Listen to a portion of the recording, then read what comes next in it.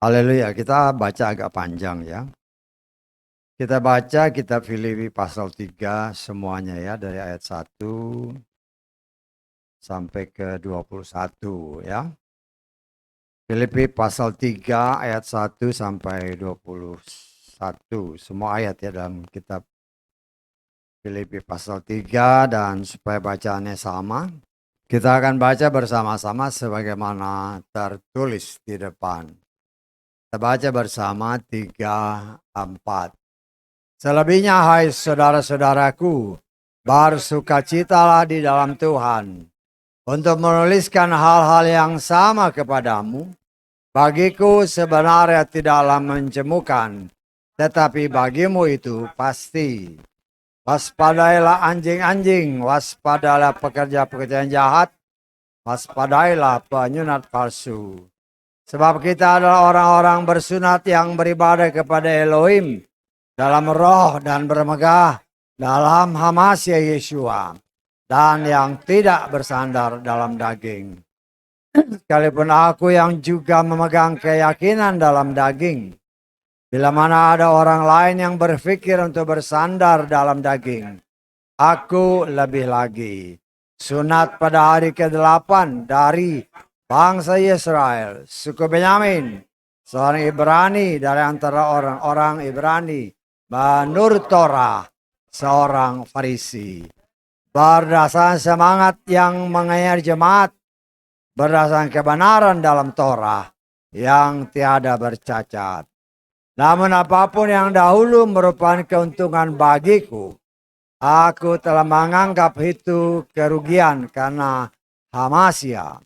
Bahkan lebih lagi, aku juga menganggap segala sesuatu sebagai kerugian karena meningkatnya pengenalan akan Hamasya Yeshua Tuhanku, yang karena dia aku telah kehilangan segala sesuatu dan menganggapnya sebagai sampah, supaya aku boleh mendapatkan Hamasya.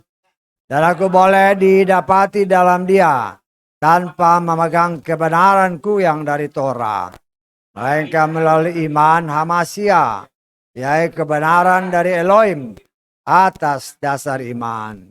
Untuk mengenal dia dan kuasa kebangkitannya dan persekutuan penderitaannya, supaya dijadikan serupa dengan kematiannya.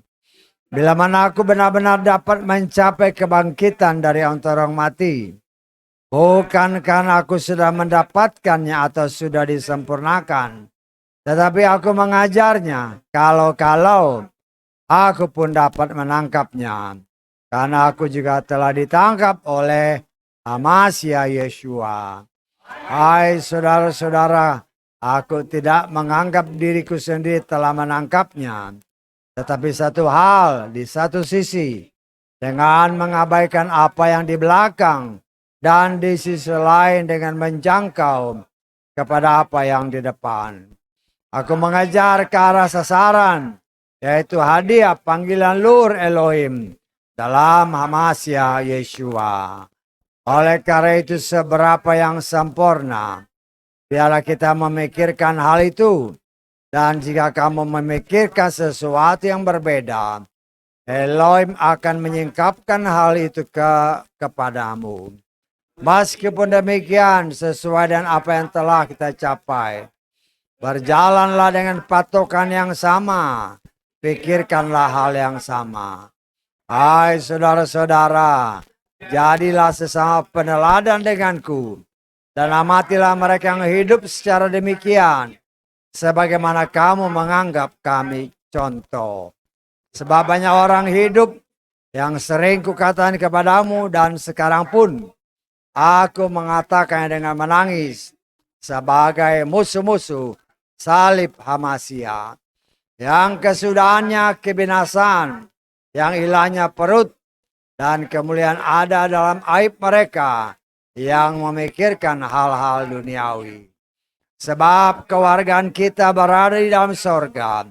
Dari sanalah juga kita sangat menantikan Juru Selamat, yaitu Tuhan Yeshua Mashiach, yang akan mengubah tubuh hina kita untuk menjadi serupa dengan tubuh kemuliaannya, sesuai dengan daya kerja yang dengannya Dia mampu bahkan menaklukkan segala sesuatu kepada dirinya.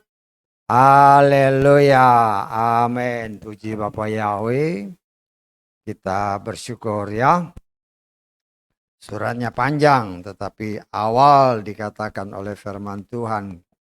Paulus sendiri berkata, ya, dia supaya bagi dia menuliskan ini berdasarkan ayat-ayat tadi ya, itu bukanlah sesuatu yang menjemukan. Artinya sukacita dia tulis. Tetapi dia mengerti bahwa bagi orang yang menerimanya, rasakan firman Tuhan itu sangatlah menjemukan. Kenapa menjemukan? Karena yang disampaikan itu adalah kebenaran firman yang seringkali juga bagi daging itu tidak enak. Ya, bagi daging manusia. Ya. Karena firman Tuhan itu seringkali dikatakan keinginan daging, keinginan mata, dan keangkuhan hidup bukanlah berasal dari Tuhan.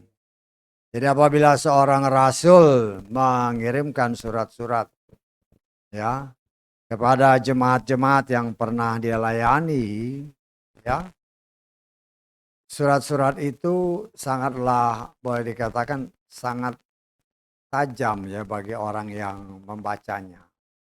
Karena ada tertulis firman itu lebih tajam daripada pedang bermata dua manapun. Dia menusuk amat dalam. Ya. Dia sanggup memisahkan jiwa dan roh kita. Ya. Supaya tubuh dan roh jiwa kita sum-sum berbicara sum-sum, berbicara sendi-sendi, berbicara tubuh, roh dan jiwa. Yang terus-menerus dibersihkan oleh firman. Ya. Karena itu ya bagi seorang rasul seperti si Paulus, dia menyadari hal itu. Tetapi bagi dia di dalam menuliskan semua surat-surat itu, bukan hal yang menjemukan, tetapi yang menyenangkan. Tetapi bagi yang menerima, dia katakan pasti sangat menjemukan ya, karena surat-surat itu sangat tajam. Kita mau ucap syukur sebagian besar ya, selain Injil, kitab pertama ya, sebagian besar dari kitab-kitab dalam yang kita kenal sebagai Perjanjian Baru itu memang banyak ditulis oleh Paulus ya. Paulus dan juga ya beberapa rasul yang lain seperti Rasul Petrus, ada Rasul Yohanes yang juga menerima pembukaan-pembukaan rahasia-rahasia sampai selesainya dunia ini dan memasuki dunia yang baru ya. Jadi hanya Rasul Yohanes yang mendapatkan pembukaan rahasia firman sampai dunia ini selesai. Ya. Karena kan beberapa waktu yang lalu ya, dengan banyaknya buku-buku yang dikatakan buku Heno, buku ya berbagai macam buku-buku yang katanya ini baru dimunculkan. Walaupun jelas-jelas tidak jelas siapa yang menulis. Ya. Nah, itu yang harus sangat kita berhati-hati. Karena kita juga sudah diingatkan ya. Memang kitab Heno itu kan banyak cerita tentang malaikat. Ya. Tentang hal-hal yang boleh dikatakan jarang sekali bercerita tentang pribadi Tuhan. Ya. Tetapi kita harus ingat bahwa Heno itu ada dua ya. Yang satu dari garis Adam, yang satu dari garis si Kain, ya.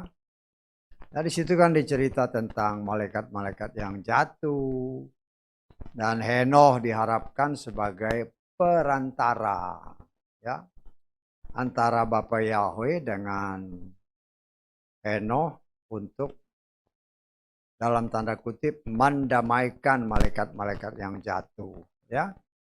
Dan itu semua berdasarkan iman percaya saya itu satu hal yang salah, ya. Malaikat sama manusia itu beda. Malaikat itu kalau jatuh ya udah langsung masuk, nggak ada lagi apa namanya istilah pertobatan, nggak ada.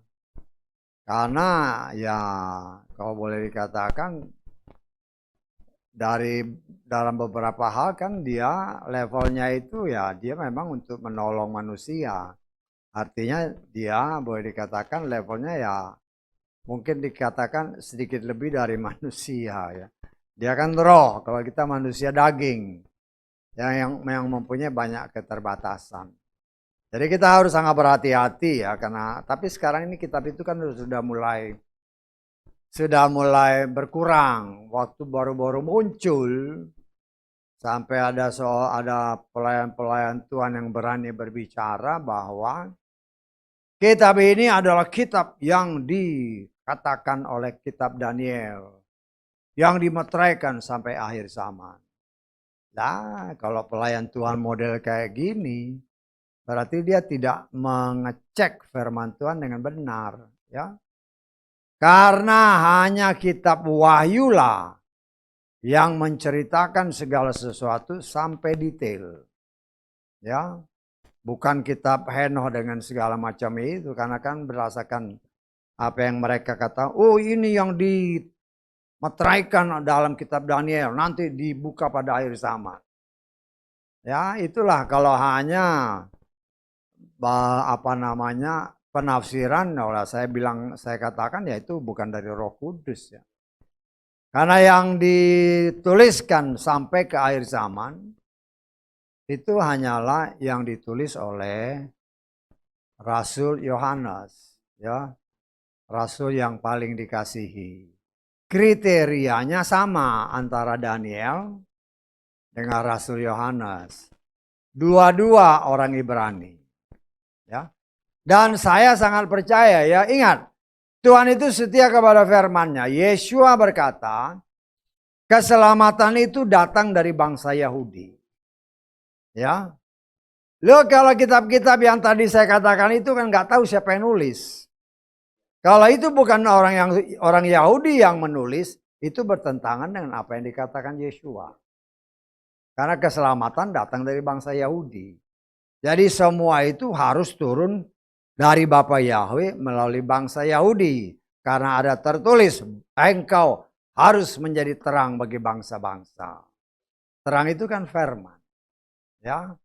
Nah, di sini kita melihat karena itu Daniel dengan si Yohanes ini, Rasul Yohanes, ya.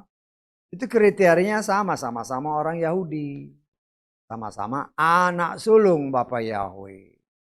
Dan dua-dua berbicara tentang, ya, ada firman Tuhan menyatakan dua-duanya orang yang dikasihi oleh Bapa Yahweh. Jelas dikatakannya. Nabi-nabi yang lain nggak ada yang ditulis, ya. Nah, walaupun Nabi Elia, Nabi Moses segala macam nggak ada ditulis engkau sangat dikasihi, nggak ada ayatnya. Ya. Kalau Daniel kan jelas engkau sangat dikasihi. Terus si Rasul Yohanes, engkau juga sangat dikasihi. Jadi dua itu sudah klop, ya. Daniel berbicara sampai kepada Mesias muncul. Tetapi Rasul Yohanes dari mulai Mesias sampai langit yang baru, bumi yang baru, ya. Dan dia pula yang menulis dari kitab-kitab Wahyu, ya. Kalau kita pelajari kitab Wahyu, ya sedikit-sedikit kita belajar kan. Kita belajar, Wahyu itu kebanyakan berbicara tentang gereja. Kalau dikatakan gereja, bukan sinagog, ya. Kalau berbicara gereja berarti dapat dikatakan pada umumnya ini berbicara tentang orang-orang non-Yahudi. Karena itu 7 gereja, mulai dari gereja Efesus sampai gereja Laodikia, semua itu ada di luar Yerusalem, ya.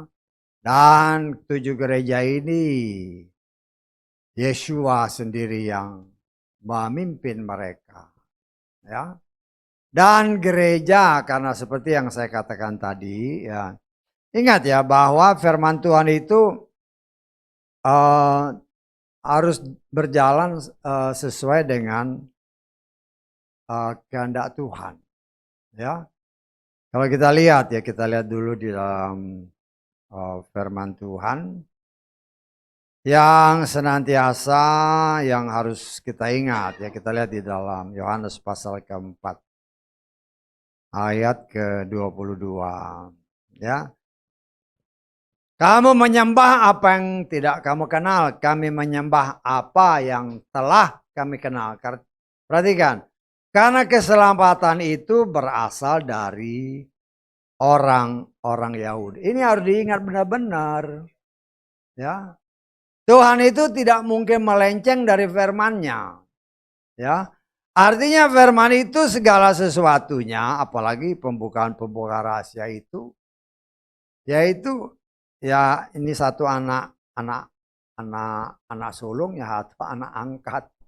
Lo ya terang ayat Tuhan pasti percaya sama anak sulungnya lah. Karena itu kepada anak sulungnya semua rahasia firman dibuka. Kita lihat ya. Dari Yesaya pasal ke 60 ya, ayat 1 aja. Yesaya 60 ayat 1. Bangkitlah, menjadi teranglah, karena terangmu telah datang dan kemuliaan Yahweh telah bangkit atasmu. Artinya bangsa ini anak sulungnya harus jadi terang, harus jadi berkat, sesuai dengan apa yang tadi di dalam kitab Yohanes ya. Lah kemudian kita melihat apa hubungannya dengan apa yang kita baca tadi. Saya mengimani ya. Berdasarkan kitab Wahyu pasal ke-1, kalau kita lihat ya. Wahyu pasal ke-1 kita baca di ayat terakhir, ayat ke-20 ya. Ayat ke-20 dikatakan, rahasia ketujuh bintang yang telah engkau lihat pada tangan kananku dan ketujuh kaki pelita emas itu. Ketujuh bintang itu adalah malaikat-malaikat ketujuh gereja. Dan ketujuh kaki pelita yang telah engkau lihat adalah ketujuh gereja. Seringkali berbicara bintang, berbicara pribadi manusia. Bapak Yahweh berkata kepada Bapak Abraham, ya, lihatlah bintang-bintang itu. Kalau kau bisa hitung, ya itulah jumlah anak-anakmu. Berbicara bintang karena itu firman Tuhan bicara. Keturunanmu seperti bintang-bintang. Waktu istrinya masih Sarah. Begitu nambah Hagar, keturunanmu seperti bintang di langit dan seperti pasir di laut. Loh itu firman bukan kata saya. Ya. Loh Tuhan itu setia sama firmannya. Karena itu di dalam firman Tuhan katakan. Yang disebut Yisrael hanya yang berasal dari Yitzhak. Atau yang berasal dari Sarah. Kita tahu bahwa Bapak Abraham kan ada Sarah istrinya. Kemudian ada Hagar. Dan ada Keturah. Tetapi yang disebut Yisrael adalah yang berasal dari Sarah, yaitu ya yang berasal ya Sarah dalam arti kata di sini ya si siapa? Si Yitzhak ya, si Yitzhak. Jadi itu yang harus banyak kita juga perhatikan ya. Karena di dalam firman Tuhan katakan ya, dalam firman Tuhan coba kita lihat lagi ya. Di dalam Roma pasal ke-11 mulai ayat 25 dan 26. Sebab aku tidak ingin kamu tidak mengetahui rahasia ini. Rahasia ya. Namanya rahasia ya pasti dibuka hanya kepada mereka yang bisa dipercaya. Saudara-saudara, supaya kamu jangan menganggap bijaksana terhadap dirimu sendiri bahwa, perhatikan, Kekerasan hati dari sebagian Israel telah terjadi sampai pada penggenapan bangsa-bangsa lain tiba. Dan dengan demikian seluruh Israel akan diselamatkan sama seperti yang tertulis. Dia yang membebaskan Atan dari Sion dan dia akan menyingkirkan kefasikan dari Yakub, ya. Jadi kalau kita hanya perhatikan seluruh Israel akan selamat. Tetapi siapa itu Israel? Kita lihat Roma pasal 9 ayat 6 dan ke-7, ya. Namun demikian bukan berarti bahwa firman Elohim telah gagal. Sebab perhatikan ayat ini. Tidak semua yang berasal dari Israel itu Israel. Karena tidak semua anak adalah keturunan Abraham. Tetapi melalui Yitzhak akan disebut keturunanmu. Bapak Yahweh itu tidak berubah. Kalau dia bilang kepada Bapak Abraham ketika masih Sarah istrinya, keturunanmu seperti bintang. Tetapi setelah nambah istri lain, keturunanmu seperti bintang, tetapi juga seperti pasir di laut. Tetapi berdasarkan ayat-ayat ini, kalau kita baca dalam Roma pasal 11 tadi, setelah genap bilangan umat pilihan di luar Israel, ya, baru Tuhan beralih kembali, ya, masa anugerah diberikan kepada orang pilihannya, anak sulungnya.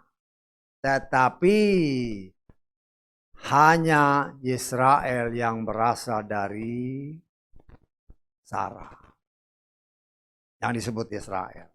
Terus yang lain apa nggak selamat? Ya bisa selamat selama mereka lakukan firman. Ya, yang mungkin harus saya ingatkan senantiasa, ya. Tuhan memang menghendaki semua orang selamat.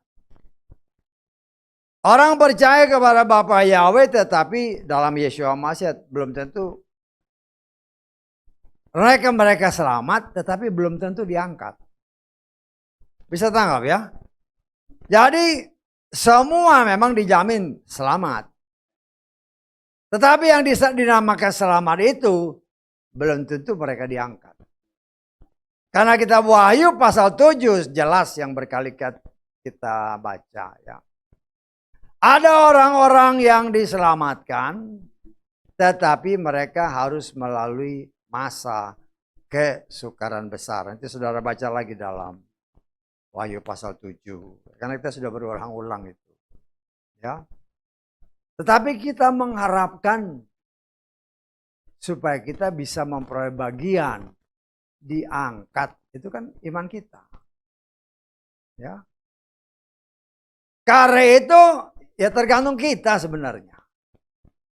Kalau kita mau diangkat pada saat sangkakala berbunyi sesuai janjinya, ya, maka kita harus benar-benar hidup sebagai pelaku firman yang taat dan setia. Dan Tuhan berdasarkan apa yang dikatakan tadi dalam kitab Wahyu, ya, gerejanya artinya di luar Israel. Karena seperti yang saya katakan tadi, ada 7 gereja, ada 7 bintang, berbicara pribadi. Ya, kan seringkali kan Yeshua ketika sebelum lahir pun orang-orang dari timur, orang yang kita kenal orang-orang Majus, melihat bintang, berbicara pribadi. Ya, berbicara bintang dalam kitab Wahyu berbicara pribadi yang Tuhan tetapkan untuk menjadi berkat bagi gereja-gereja sesuai zamannya. Ya, kita sudah atau saya pernah mengatakan siapa. Nah, kita percaya karena kita sedang belajar kitab Filipi ini, karena keselamatan itu datang dari bangsa Yahudi, maka bintang yang pertama itu haruslah dari suku ini. Nah, kita percaya sebagaimana tertulis bahwa yang dipilih Tuhan untuk memberitakan firman Tuhan kepada bangsa-bangsa lain atau bangsa-bangsa non-Yahudi, maka Tuhan telah memilih pribadi si Paulus ini. Kita baca Kisah Rasul pasal ke-9 ayat ke-15 ya. Namun Tuhan berfirman kepadanya, kepada Ananias ya, pergilah karena orang ini apa? Adalah alat pilihan bagiku untuk apa? Membawa namaku ke hadapan bangsa-bangsa dan raja-raja serta Bani Israel. Jadi yang pertama bangsa-bangsa, baru raja-raja dan Bani Israel. Ya.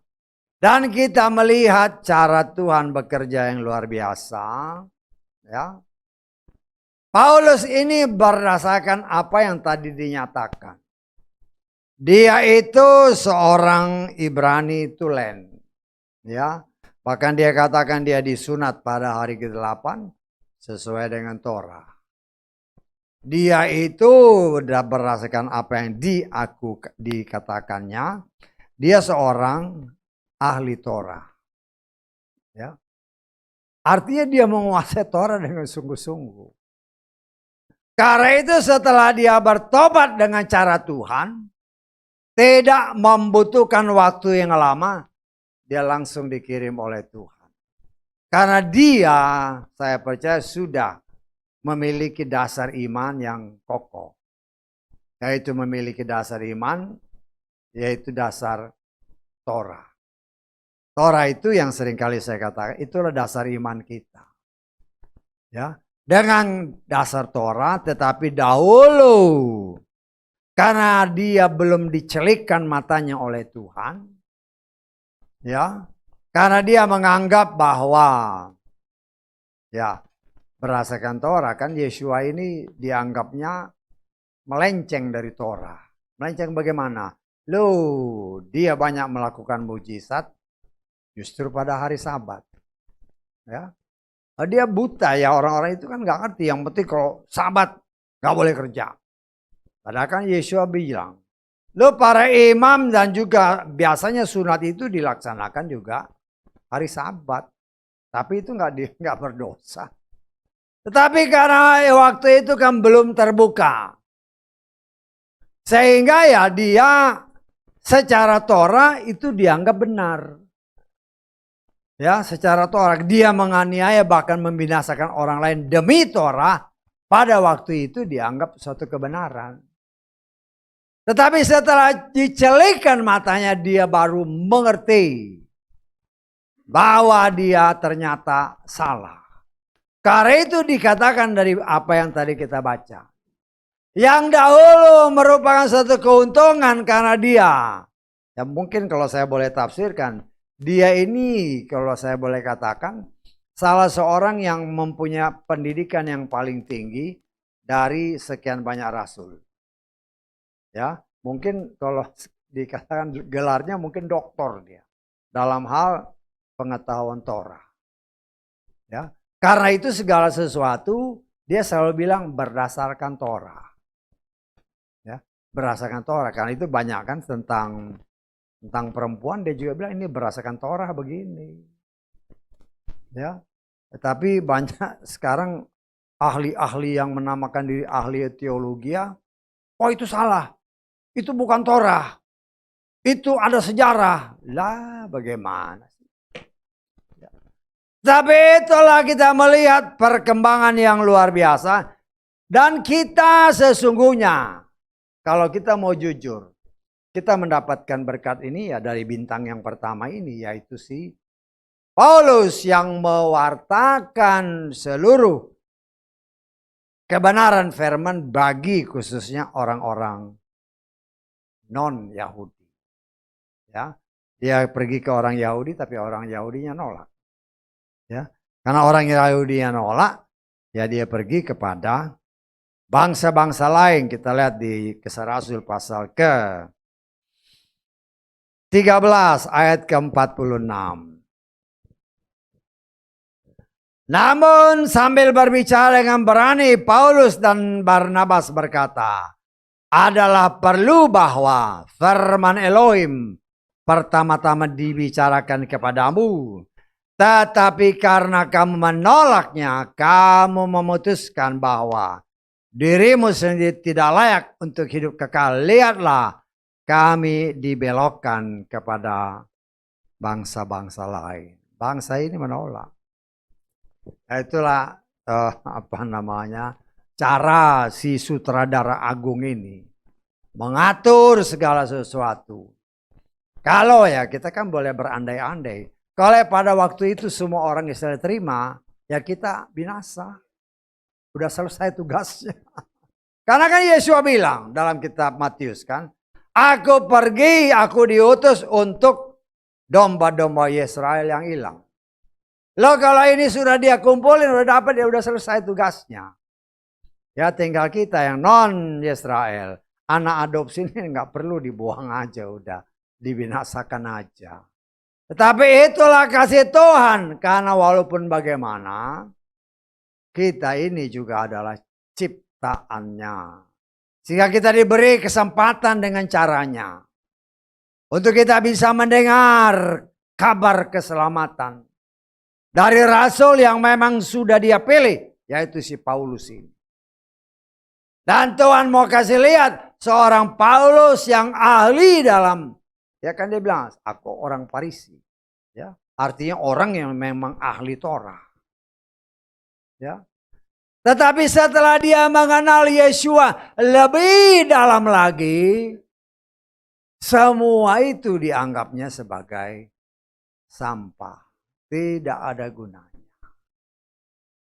Tidak ada gunanya. Bukan gak ada guna bagaimana, artinya Yeshua itu jauh lebih berharga. Karena Yeshua itu sendiri penggenapan dari Torah. Jangan sampai kita salah tangkap juga ya. Oh gitu, Torah nggak berlaku. Ya justru Yeshua itu sendiri Torah. Tapi Torah yang diberitakan oleh Bapak Yahweh kepada Moshe itu disalah tafsirkan dan disalah praktekkan oleh bangsa Israel. Ya, sehingga kan macam-macam. Ya, umpamanya harus sabar. Nggak boleh kerja, nggak boleh makan. Ya, kalau mengambil singkatnya, ya kan nggak boleh kerja. Artinya kalau itu kata kerja nggak boleh. Lo, kau tarik nafas itu kerja nggak? Nah, itu kan kerja. Kalau ngambilnya secara membabi buta, ya sehingga orang juga mau bawa tilam, bawa kasur, wah ini melanggar Torah. Jadi caranya mempraktekkan salah. Kan Yeshua bilang, ya, kamu orang Farisi kalau lembumu jatuh ke jurang, kau tolong nggak? Tolong. Ya, itulah kenyataan. Karena itu seorang Paulus dengan basic Torah yang dalam untuk bisa mengajarkan orang-orang khususnya di luar bangsa Israel mengerti Torah dengan benar dan mempraktekkan dengan benar. Karena itu Yeshua berkata, aku datang bukan untuk meniadakan Torah, tetapi untuk menggenapinya. Lalu dia genapi, karena banyak hal yang gak benar, yang salah dipraktekkan. Contoh yang seringkali berkali-kali dikatakan dari tempat ini, karena banyak orang yang sampai saat ini juga seolah-olah dibutakan oleh si jahat sehingga tidak mempraktekkan firman Tuhan dengan benar. Ya contoh ini karena ini kan seringkali ditonjol-tonjolkan sama orang yang menamakan diri, khususnya mereka yang mengatakan pengikut Bapak Yahweh. Tapi karena bacanya nggak bener, udah main ikut-ikutan. Kita lihat ya. Bilangan pasal 15. Mulai ayat 37.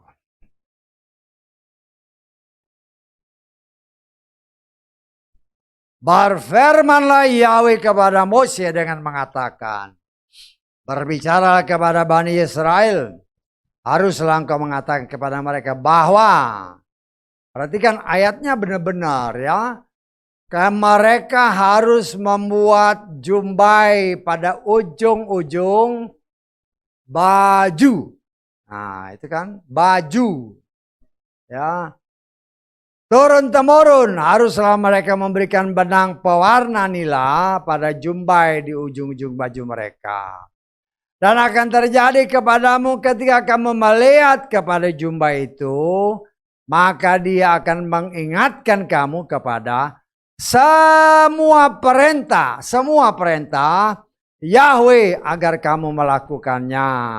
Sehingga kamu tidak akan mencari seturut hatimu dan seturut matamu, karena menuruti mereka kamu berlaku sebagai pelacur.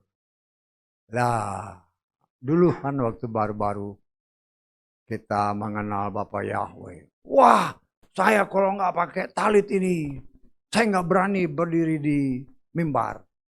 Wah, ya waktu itu ya karena kita juga belum ngerti kan. Waduh, hebat juga orang ini. Jadi kalau mau khotbah harus pakai ini. Ya sampai sekarang ada juga orang. Kalau mau khotbah harus pakai ini.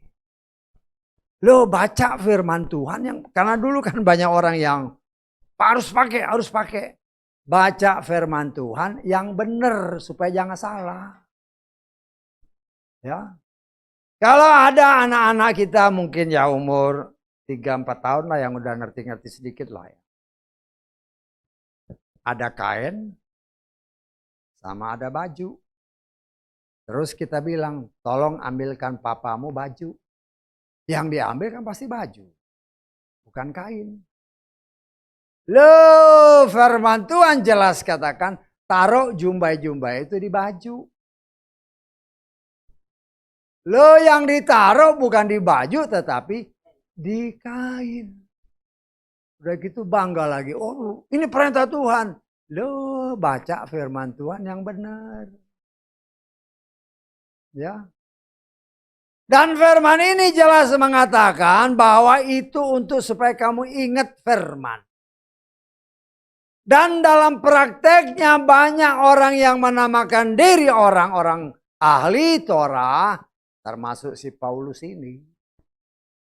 Ya, kan mereka pasti pakai itu kan. Harusnya kan ingat, tapi ternyata nggak ingat. Harus dipakai di baju, ya pakai di kain.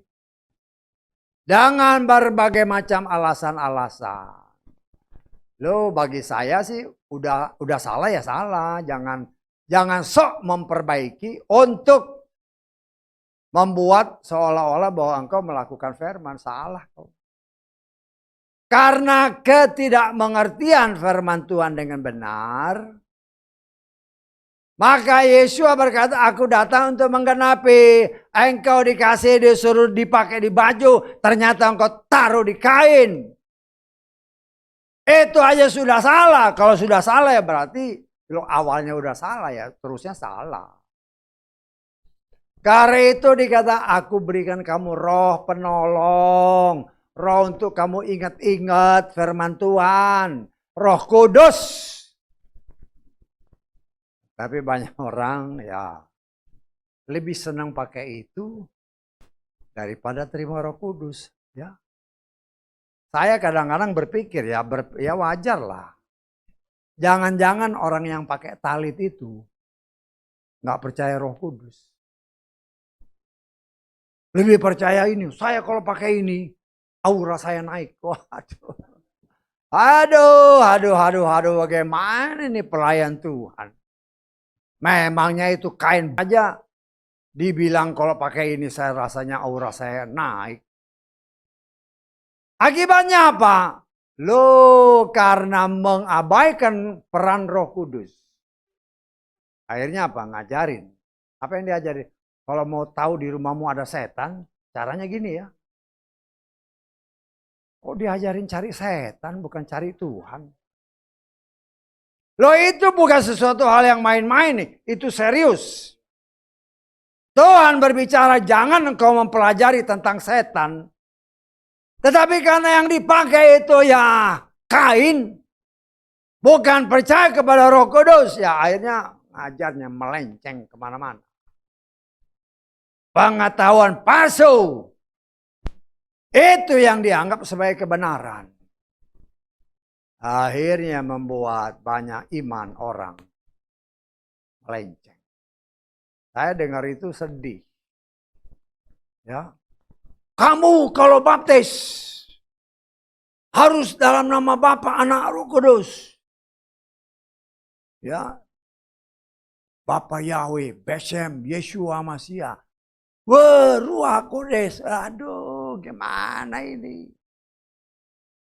Artinya orang ini tidak mengerti bahwa nama Bapa, Anak, dan Roh Kudus itu adalah Yeshua HaMashiach.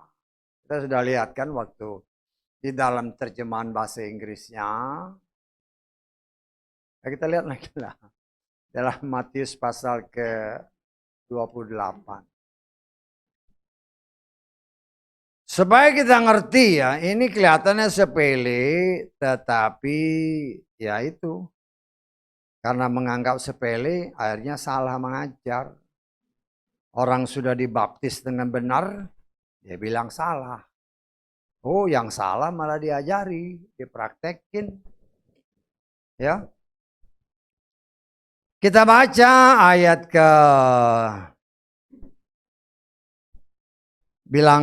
Matius pasal 28. Ayat ke-19 dan 20. Oleh karena itu seraya pergi muridkanlah semua bangsa dengan membaptis mereka ke dalam nama Bapa dan Putra dan Roh Kudus. Ya, itu aja dulu. Ya. Perhatikan ayatnya benar-benar. Tidak dikatakan dalam nama Bapa dan nama Putra dan nama Roh Kudus. Namanya cuman satu. Nah, kita lihat nih, kalau di sini sih memang nggak begitu kelihatan. Kita lihat pakai bahasa Inggrisnya lah. Ya.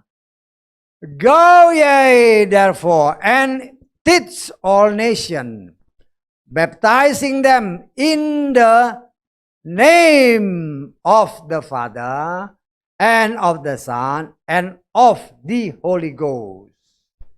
Di sini nih, name itu nggak ada S-nya. Ya.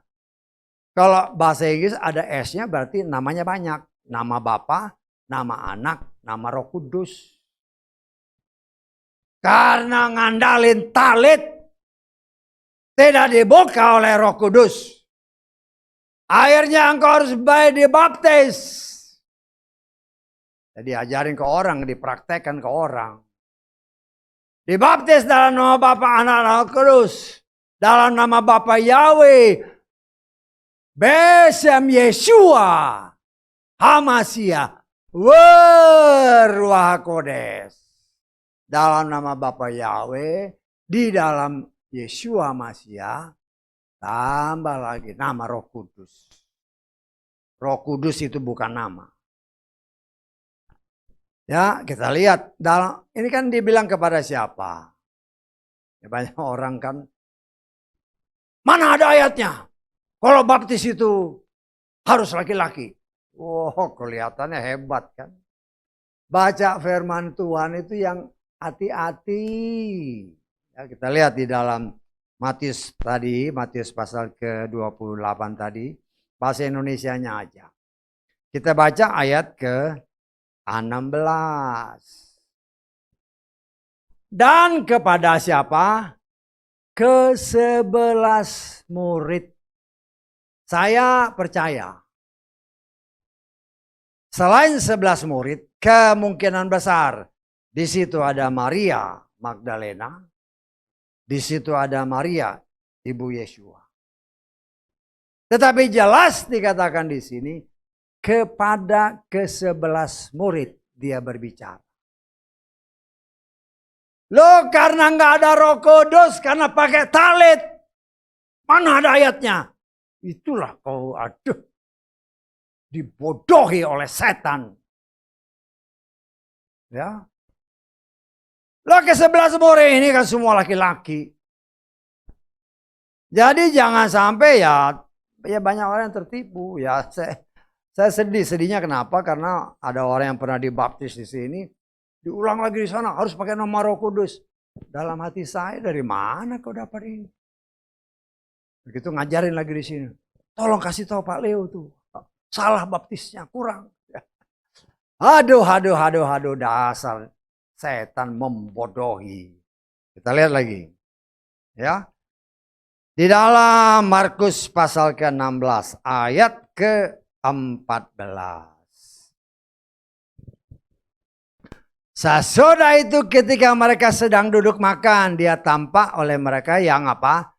11 itu, dan dia mencela ketidakpercayaan mereka, kekerasan hati mereka, karena sekali melihat dia sudah dibangkitkan, mereka tidak percaya.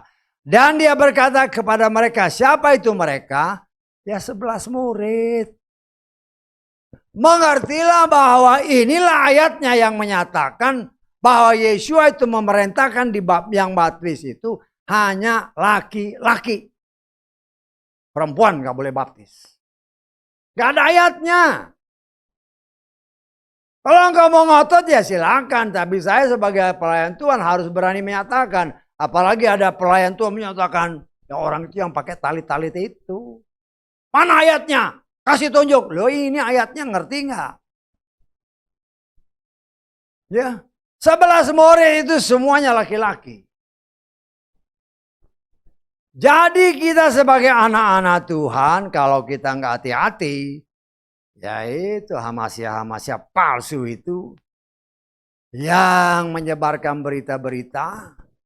Karena itu saya ragu-ragu orang ini, dia percaya Roh Kudus apa enggak? Kan itu, ya. Karena menganggap, waduh kalau saya pakai ini aura saya naik. Ya sudah. Akhirnya salah mengajarkan. Kalau salah, apa? Mau minta maaf. Oh, itu sudah lewat. Buat apa minta maaf? Ya. Loh kayak begitu, itu sangat berbahaya. Berbahaya bagi siapa? Ya bagi mereka yang asal ikut-ikutan. Kita harus ingat bahwa Paulus itu adalah seorang ahli Torah. Karena itu dia katakan di dalam 1 Korintus pasal ke berapa itu? Pasal ke-14. Ayat ke-34. Para istri, ingat Isa atau para perempuan ya, biasanya karena ini kan Isa itu bisa istri, bisa perempuan. Dalam gereja kamu biarlah mereka berdiam diri karena tidaklah diizinkan bagi mereka untuk berbicara.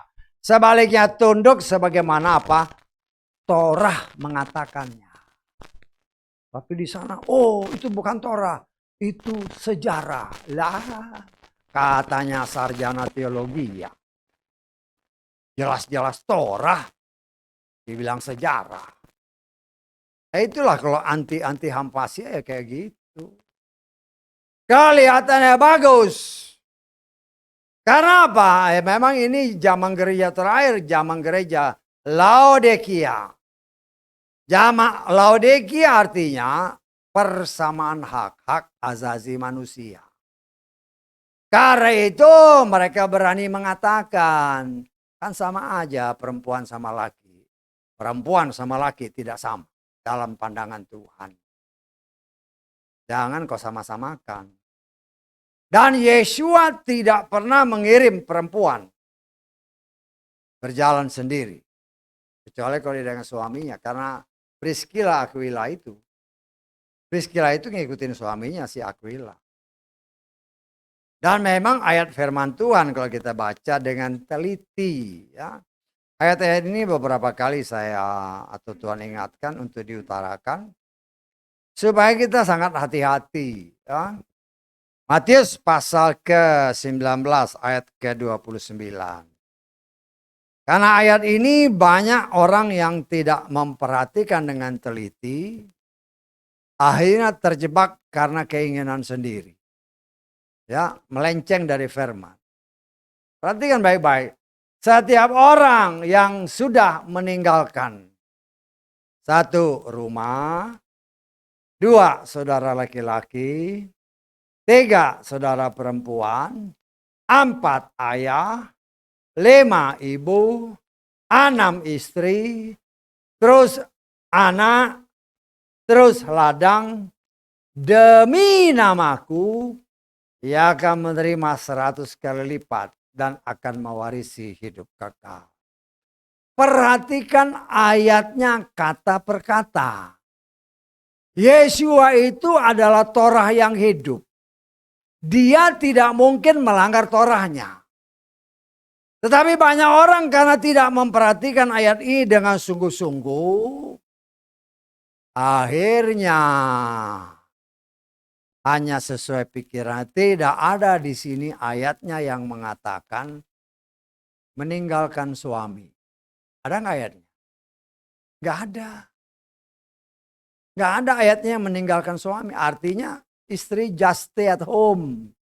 Atau kalau kau mau ya temani suamimu. Banyak orang yang punya kerinduan untuk melayani. Ya tanya Tuhan. Kita semua diberi talenta untuk bisa melayani. Apakah Yesua dahulu waktu dia melayani? Nggak ada perempuan. Banyak juga perempuan. Ya. Tetapi semua pada tempatnya. Kita lihat di dalam Lukas pasal ke-8. Ya. Ayat kita baca ayat ke-1 mulailah. Sampai ke-3. Terjadilah sesuatu sesudah itu dia, Yesua, menelusuri setiap kota dan desa sambil berkhotbah, memberitakan kerajaan Elohim, dan ke-12 murid itu bersama dengan dia. Perhatikan, apa? Juga beberapa wanita yang telah disembuhkan dari roh jahat dan kelemahan-kelemahan, yaitu Maria yang disebut Magdalena, yang daripadanya telah keluar 7 roh jahat, dan Yohana istri Kusa, pegawai Herodes, Susana, serta banyak wanita lainnya yang melayani dia dengan apa yang ada pada mereka. Jadi ada tempatnya. Jangan kau langgar firman. Ya. Tapi ada orang yang mau ngotot, ya silakan. Tapi kalau kita sebagai saya pelayan Tuhan, saya mengajarkan saudara, kalau ada orang yang ngotot ya silakan. Apalagi sudah merasa, waduh, aku ada urapan, ya silakan. Jangan sampai nanti engkau menghadap Tuhan. Tuhan, aku sudah menyembuhkan banyak orang lain. Banyak orang bertobat. Yesua bilang, hanya engkau pembuat kejahatan. Kenapa? Karena engkau tidak melakukan apa yang aku firmankan. Paulus ini adalah seorang ahli Torah. Kan kita sudah belajar dalam kitab-kitab yang lain. Haruslah suami dari satu istri. Jangan melanggar firman. Jangan, percuma kau melanggar firman. Kerinduan untuk melayani, kalau ngomongnya ya kan sama Tuhan. Kalau tadi saudara perhatikan kan, perhatikan nggak dari kesaksian. Tuhan, aku pengen pendamping. Oh dikasih. Lo minta, Tuhan, aku pengen melayani. Tuhan kasih cara. Jadi jangan ngotot melayani Tuhan, tetapi dengan cara yang salah. Capek-capek melayani Tuhan dengan cara yang tidak benar. Hati-hati, kan jelas dibilang. Di dalam 1 Timotius pasal ke-3, kita baca ya, kita baca ayat ke-1 dan 2 aja lah. 1 Timotius 3, 1, 2. Firman ini setia jika seseorang mendapatkan jabatan penilik jemaat, ia menginginkan pekerjaan yang baik. Karena itu sudah seharusnya seorang penilik jemaat itu tidak bercela. Suami dari satu istri, sabar, bijaksana, sopan, suka menjamu, mampu mengajar, dan selainnya.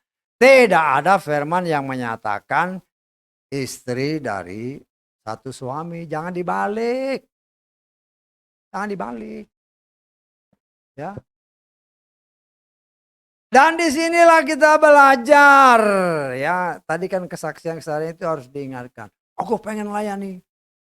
Berdoalah. Yesua juga ditemani dengan banyak wanita, tetapi semua ada di tempat, di posisi yang tepat. The right person on the right place. Ya, kau seorang wanita, ya tempatkanlah dirimu sesuai firman. Supaya apa? Kau capek-capek melayani tapi engkau tidak di tempat yang sesuai. Percuma. Percuma. Gak bisa bilang, oh saya udah capek Tuhan. Capek, engkau capek di tempat yang salah. Bisa ditangkap saudara? Tuhan mau kita semua melayani semua. Tetapi segala sesuatu itu harus ada. Torah itu adalah aturan, perintah, dan ketetapan. Lo jangan langgar itu. Semua itu ada aturannya ya. Semua itu ada aturannya. Kita baca di dalam Filipi tadi. Filipi pasal 3 ayat ke-17 kita lihat ya. Bacaan yang tadi kita baca ya, mungkin saudara juga nggak perhatikan benar-benar ayat 17 ini kan. Filipi pasal 3 ayat 17.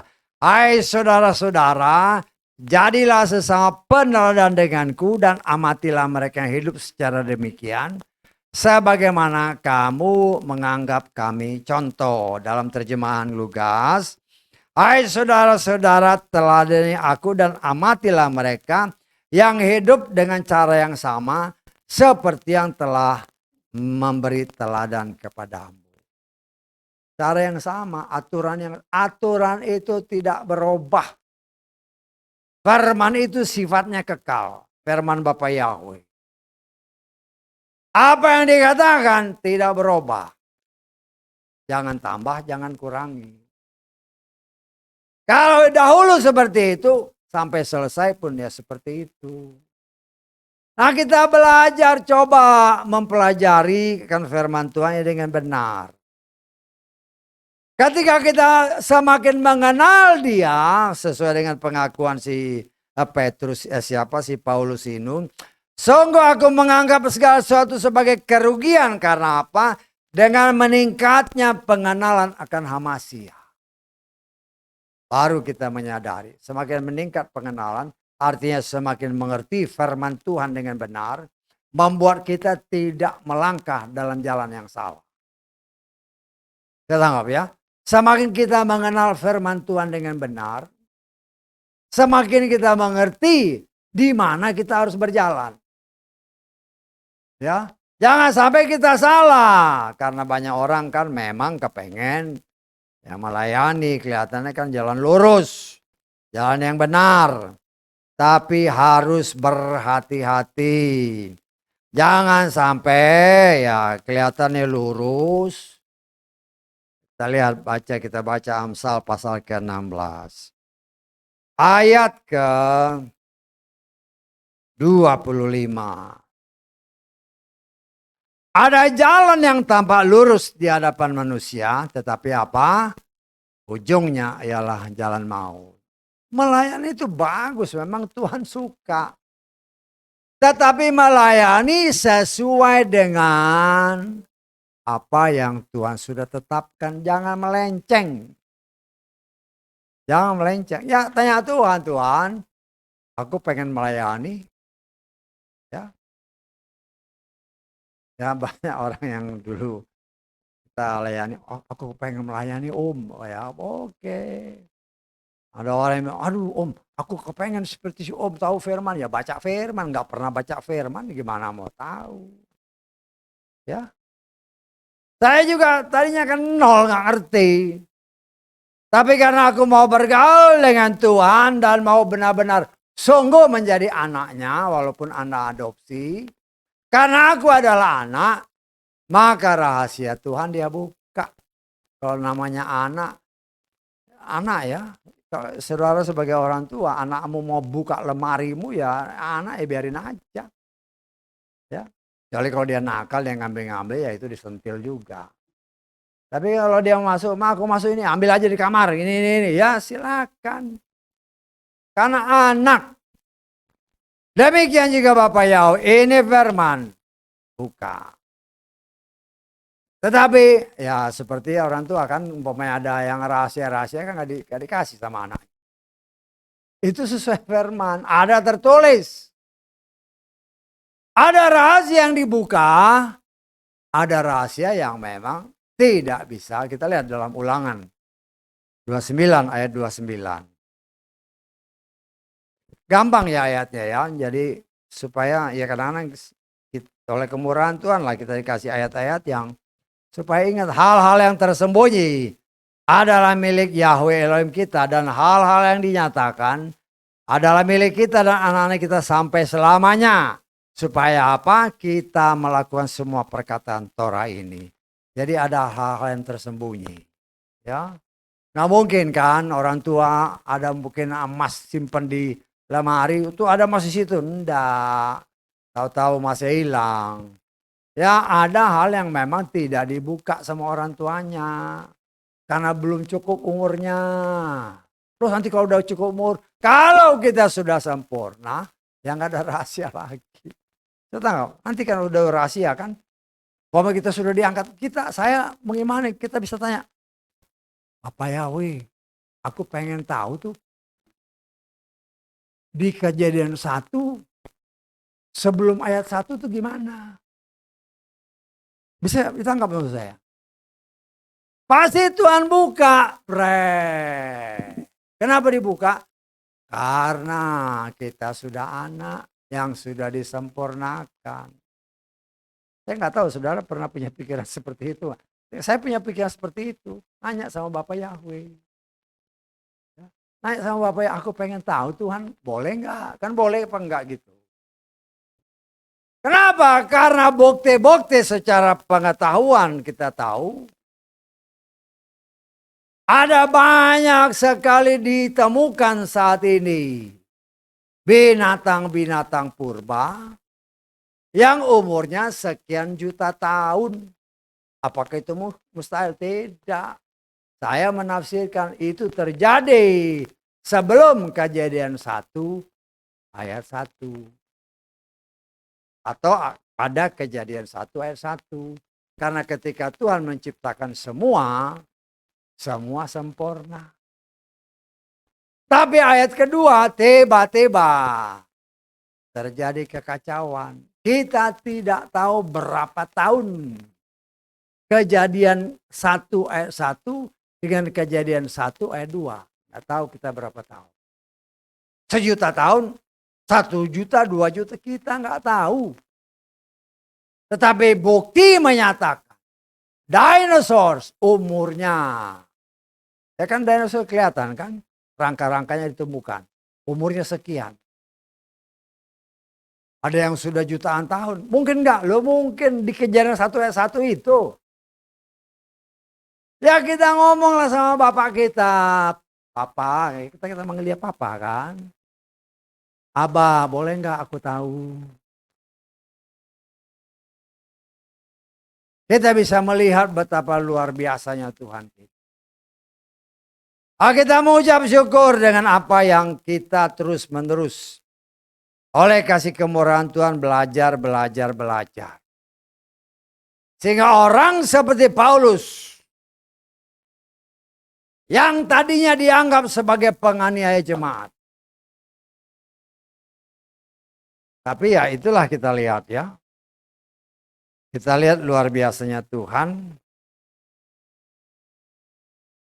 Ya kadang-kadang memang Tuhan izinkan bagi seorang seperti seperti si Paulus ini. Kan bersama firman Tuhan ada penyakit yang dikatakan oleh firman Tuhan diderita olehnya. Sudah 3 kali aku berseru supaya utusan setan ini pergi. Nah itu kan kita harus bertanya-tanya, apa sih? Ya saya nggak tahu saudara baca itu nggak? Ya, kan firman Tuhan menyatakan bahwa ada utusan setan yang memang Tuhan kirimkan, sehingga timbullah ayat yang menyatakan di dalam kelemahan aku tetap kuat. Ya, nah itu kan kejadiannya ketika si Paulus ini ya merasakan betapa ketika Tuhan mengizinkan ya sesuatu terjadi. Kita lihat di dalam 1 atau 2 Korintus pasal ke-12. Kita baca ayat ke, tapi nanti saudara baca semuanya. Kita baca mulai ayat 7, tapi saudara baca semua nanti. Kita baca mulai ayat 7. Supaya aku tidak meninggikan diri dari luar biasanya. Luar biasanya penyingkapan itu. Sebuah duri di dalam daging telah diberikan kepadaku, yaitu utusan setan. Supaya dia menggocok aku, sehingga aku tidak dapat meninggikan diri. Berkenaan dengan itu, aku telah 3 kali meminta Tuhan agar hal itu dapat disingkirkan dari aku. Namun, Dia berfirman kepadaku, cukuplah anugerahku bagimu. Karena dalam kelemahan kuasaku disempurnakan. Karena itu dengan senang hati aku akan bermegah lagi dalam kelemahanku. Supaya kuasa Masih dapat tinggal tetap atasku. 3 kali dia berseru. Seorang rasul yang luar biasa. Tetapi ketika Tuhan izinkan dia mengalami semua itu. Ya. Tuhan bilang kan dalam kelemahan dia jadi kuat. Nah kita kan boleh bertanya-tanya. Apa sih kira-kira penyakit? Saya tanggap. Ya kita lihat di dalam Galatia pasal ke-4. Ayat ke-15. Kita kan tadi kan ada utusan setan yang menggocok dia. Apa sih kira-kira ya? Tapi berdasarkan ayat ini. Lalu bagaimanakah kebahagiaanmu itu? Sebab aku bersaksi kepadamu bahwa, perhatikan ayat ini. Jika mungkin dengan mencongkel matamu, kamu sudah memberikannya kepadaku. Yang jadi pertanyaan, kenapa Paulus itu ngomong, jika mungkin kamu mencongkel matamu, terus dikasihkan kepadaku. Saya menafsirkan, Paulus ini buta. Bisa tangkap? Dan mungkin efek ketika Tuhan datang kepada dia akan buta. Jatuh. Jadi segala sesuatu kita coba lihat, gali, kira-kira apa sih sakitnya ini? Dan saya menafsirkan karena ayat ini, jika mungkin engkau mencongkel matamu, terus kasih ke aku, berarti dia ada problem dengan matanya kan? Jadi dugaan saya apa yang dikatakan di dalam kitab tadi, Korintus, dia buta. Dan Tuhan izinkan dia buta. Tapi disinilah kita melihat anugerah Tuhan yang luar biasa bagi seorang Paulus. Dia, ya itulah, kita harus melihat ya, bagaimana Tuhan sangat luar biasa, walaupun sama-sama pelayan Tuhan. Ya, kita lihat di dalam Galatia pasal 6 ayat ke-7. Galatia 6 ayat 7, janganlah kamu disesatkan. Elohim tidak dapat diolok-olok. Perhatikan, apa saja yang seseorang taburkan, itu juga akan dia tuai. Berapa orang yang dia, mungkin dia bunuh ya. Dia siksa, dia hancurkan ketika dia masih berpatokan kepada Torah. Mengejar orang-orang yang percaya kepada Yeshua Masih.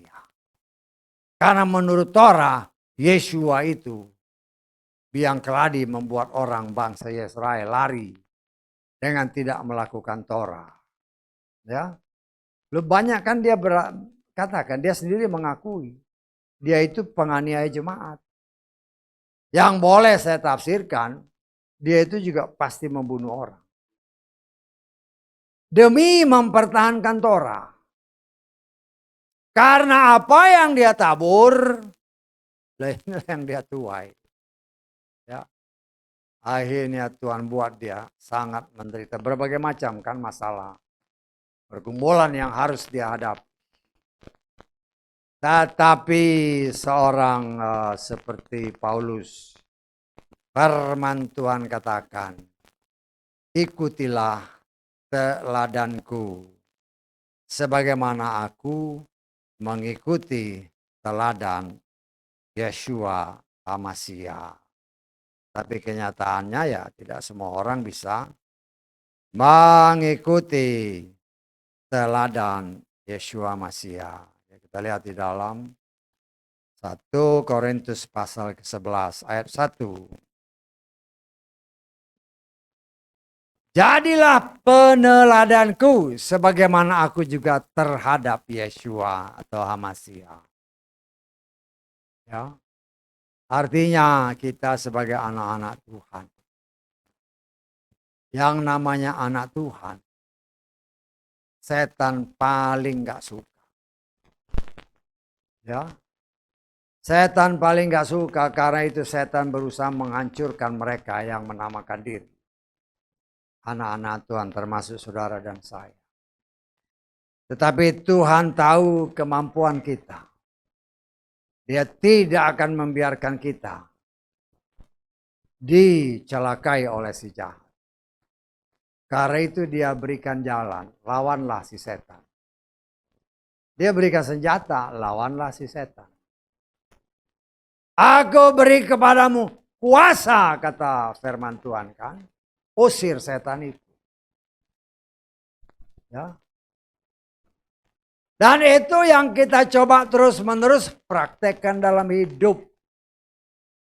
Sehingga ketika Tuhan mengizinkan sesuatu terjadi, ya, tadi kan pengakuan sendiri kan, ya, harusnya kan mengutamakan Tuhan. Tapi kan tidak pernah terpikirkan akan terjadi kecelakaan. Ya. Tapi ya Tuhan izinkan terjadi supaya kita juga mau flashback, mengoreksi diri. Kenapa aku bisa celaka? Karena salah sendiri. Ya. Nah, saya percaya itu semua Tuhan izinkan terjadi supaya kita belajar dari kesalahan. Supaya lain kali jangan salah lagi. Berusaha mengutamakan Tuhan dalam segala hal. Kenapa? Dia sendiri berkata, aku ini Tuhan yang cemburuan. Dia kan ngomong, aku ini Tuhan yang cemburuan. Jadi jangan menomorduakan dia. Dia mau the best, dia mau yang terbaik yang diberikan oleh anak-anaknya kepada. Kenapa? Karena dia sudah berikan yang terbaik bagi kita. Hanya kita kan seperti dulu-dulu kan. Ya dulu-dulu kan kalau kita lihat di kotak persembahan kan. Waduh, duit-duit ancur-ancuran dikasih. Masukin ke kotak persembahan, cetek. Saya sih sebagai pelayan Tuhan yang ngomong apa adanya. Kalau ngasih tuh ngasih yang terbaik. Engkau dapat yang terbaik dari Tuhan. Sekarang kau balas, kau beri yang terjelek dari apa yang kau punya. Ya, jangan kira itu nggak dinilai sama Tuhan. Tuhan akan nilai. Menilai isi hatimu. Karena itu belajarlah memberi yang terbaik untuk Tuhan. Karena dia senantiasa memberikan yang terbaik bagi kita. Karena kita anak-anak. Kita belajar dari pengalaman Paulus ini. Semakin ke dalam kita mengenal Tuhan, semakin kita merasakan betapa luar biasa kasih Tuhan. Walaupun kita mungkin menghadapi tantangan, permasalahan, cobaan-cobaan. Ya, tetapi kalau kita mau flashback, tak. Ya kalau tadi ya sempat dengar cerita kan, itu kan. Ya tadi kan dengar ceritakan dari seorang ibu yang dibawa. Dan aduh, kata-kata itu kan hati-hati dengan kata-kata. Ya, kalau saya nggak salah, maaf ya kita, makanya saya nggak mau sebut nama. Tapi ya itu sesuatu yang harus kita belajar baik-baik. Karena apa yang kau tabur itu yang kau tuai. Perkataan mengatakan kan dari apa yang tadi dikatakan di bawah. Kita pisah aja.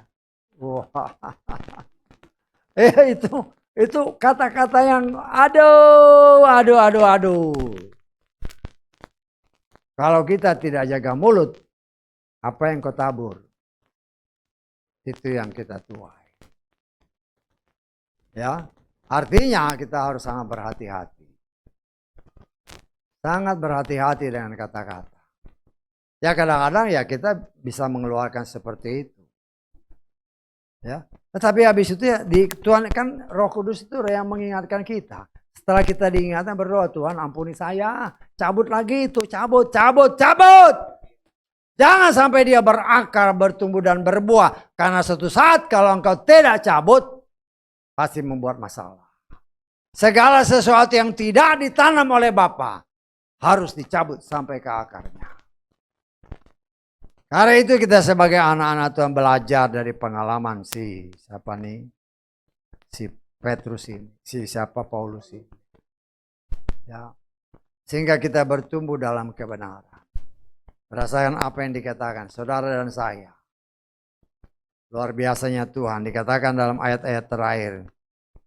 Tetapi kewargaan kita berasal dari sorga. Artinya nama kita sudah tercatat di sorga. Sesuai dengan apa yang dikatakan Lukas 10, ya, ayat 20. Namaku tercatat di sorga. Lukas 10 ayat 20.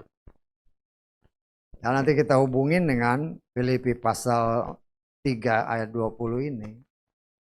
Akan tetapi dalam hal ini janganlah bersukacita karena roh itu tunduk kepadamu, tetapi lebih bersukacitalah karena apa? Namamu tertulis di sorga. Artinya ketika kita melakukan apa yang Tuhan kehendaki, nama kita tertulis. Engkau, kata Filipi tadi ayat 20, engkau warga kerajaan sorga. Dalam kenyataan hidup. Ya. Kalau kita hidup di Indonesia, kemudian engkau menjelek-jelekkan Indonesia, menjelekkan pemerintah Indonesia, engkau ditendang dari Indonesia. Ya sama juga. Kalau kita sudah yakin kita warga negara kerajaan sorga, tetapi kita memberontak terhadap firman-Nya, nama yang tertulis, kata kita Mazmur, dihapus.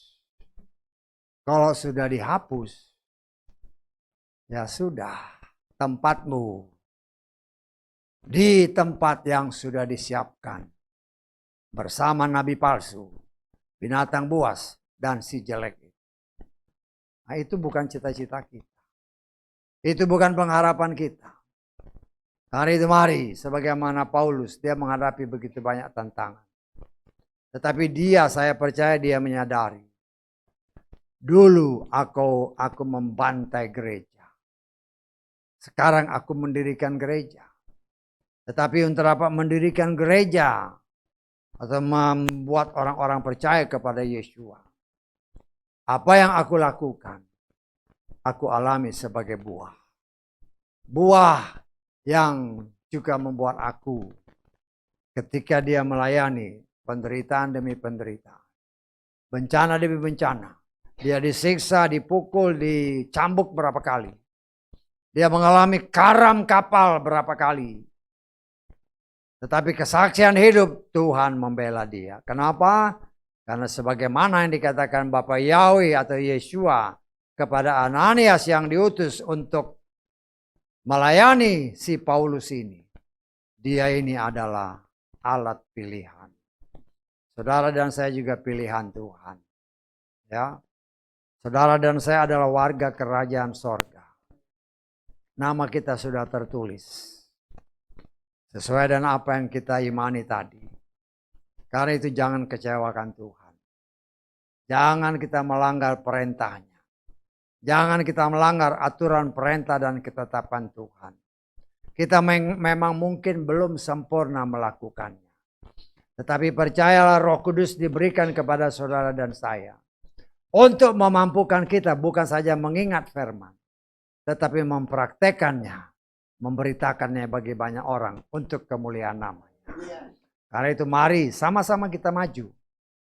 Sama-sama kita maju. Kita mulai hitung-hitungan kan. Oh, tidak lama lagi. Sesuai dengan apa yang dikatakan Yeshua. Generasi ini akan melihat kedatangannya. Saya percaya kita termasuk dalam generasi ini. Berdasarkan perhitungan kasar yang Tuhan sudah berikan dengan hikmat-Nya. Ya, karena itu siapkan diri baik-baik. Sehingga jangan sampai sia-sia. Capek-capek ibadah, bangun pagi-pagi. Tempatmu bukan di sini, kata penjaga sorga. Kenapa? Karena engkau nggak benar. Karena itu mari. Ya, Tuhan mau saudara dan saya selamat. Nah itu berusaha dengan sungguh-sungguh dengan pertolongan Roh Kudus yang memampukan kita bukan saja sebagai pendengar firman, tetapi terlebih pelaku firman yang taat, setia, dan benar. Haleluya.